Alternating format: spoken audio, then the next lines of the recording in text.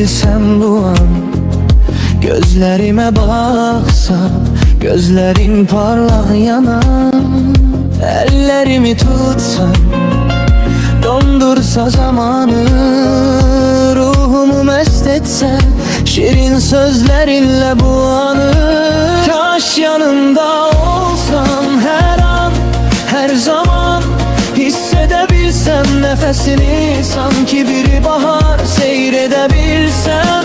Güzelliğini parlayan ay, sadece işitsem senin sesin, benimle kalsan. Kaş küle olsam, dokunsan saçlarıma, yağış gibi damlasan kalbime, yollarıma.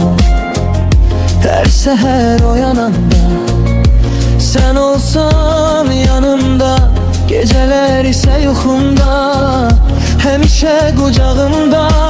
Kaş yanımda olsan her an, her zaman, hissedebilsem nefesini, sanki biri bahar seyredebilsem. Güzelliğini parlayan ay, sadece işitsem senin sesin, benimle kalsan.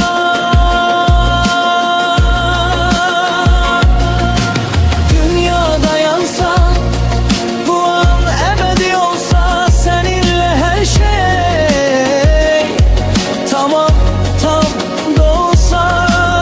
Kaş her adımın sana yakın olsa, her nefesimde adın dolup kalsa. Kaş yanımda olsan her an, her zaman, hissedebilsem nefesini, sanki biri bahar seyredebilsem.